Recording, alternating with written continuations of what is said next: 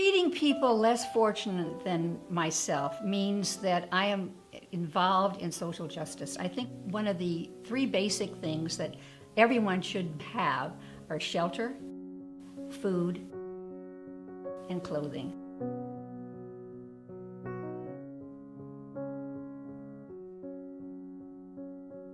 The economies have changed. There's so many more poor people. There's a bigger variety of people that are in need. Most of the people I know have enough that they can share. There's definitely a community of people serving at the table. We have about 40 organizations that serve, and every organization takes at least one day a month. I also want to be able to be a part of our community, our Congregation Beth Shalom community, and carrying on what has been done for 20 years previously. I think that one of the things that the table provides us with is an ability for tikkun olam, which is repairing the world. And that's so very evident when we are able to provide food to people who are hungry. And that really shows that we are living our Judaism. I see people who come in, I see their children, and it's a sad pattern. They'll come in and say, "Hi, Rachel." And most of the people that serve look at me and they say, "Well, how do you know all these homeless people?" But I do through my life. I made the decision to stop fighting and doing it my way and start opening up and letting people in. I met Carolyn Spence, who used to be the director of the table, and we got introduced and we started talking, and she said, "Would you like to work? You need a job?" I said, "Yeah." So I got a job. Well, all the volunteers stand out. I mean, they're awesome. You know, they feel great helping the needy and more unfortunate. And that's me. I was on this side, and it's just nice. They volunteer there, and I found out what they do. And I figured, you know, that would be a nice place to work. It goes back to the community. There is no means test at the table, so everyone who is hungry can come in and eat at the table. You know, criminals. We've had people, police come in and arrest people in here because they have warrants. There was one guy that died around the corner, and he would come and eat, alcoholic, and never stopped drinking. They found him over at the Triangle Park, New Year's Day, dead. I think he was like 34 years old. There's sadness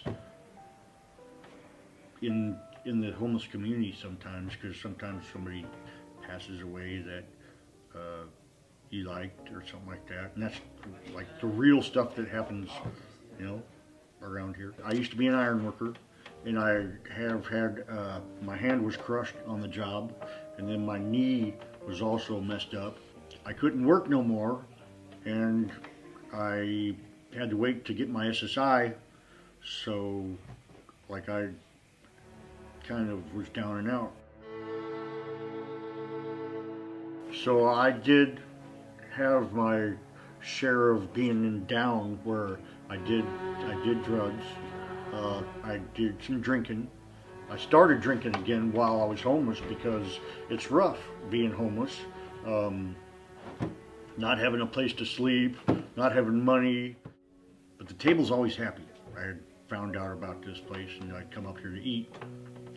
And it humbles you sometimes to, you know, to know that people out there care about homeless people. When you don't have money and you're hungry, you can go there and eat food, and the people that serve the food are nice and friendly. Going to Costco in Fairfield to get food for the table. It's 60 pounds of ground beef, one 10-pound bag of onions, one container of cherry tomatoes, 4 bags of spinach, 2 containers of baby lettuce, 2 bunches of ripe bananas, 60 to 70 pounds of russet potatoes, 1 package spray whipped cream, 2 packages of half and half, 5 dozen eggs, 1 pack large foil pans, 1 large bag of tortilla chips.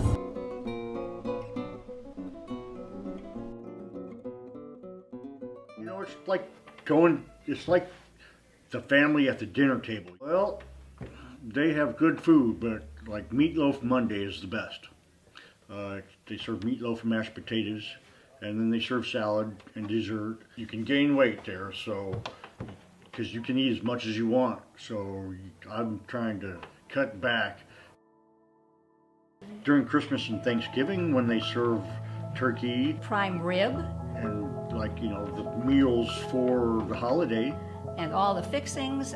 And we give gifts to the to the people. We give them scarves, they give socks away. gloves, and hats. So that makes you feel good when, like, when you don't have stuff. Sometimes you can get stuck in the homeless situation, but I'm hoping that I'll get out of it very soon. When you provide food for people, you're giving them dignity. You're giving them a chance to survive. Many of the people that we see at the table are on the streets. They have no homes, they have no cars, they have no family, they have no support system. And when they come in to the table, we are providing family for them. And it's a very good feeling. I have met so many good people through being homeless.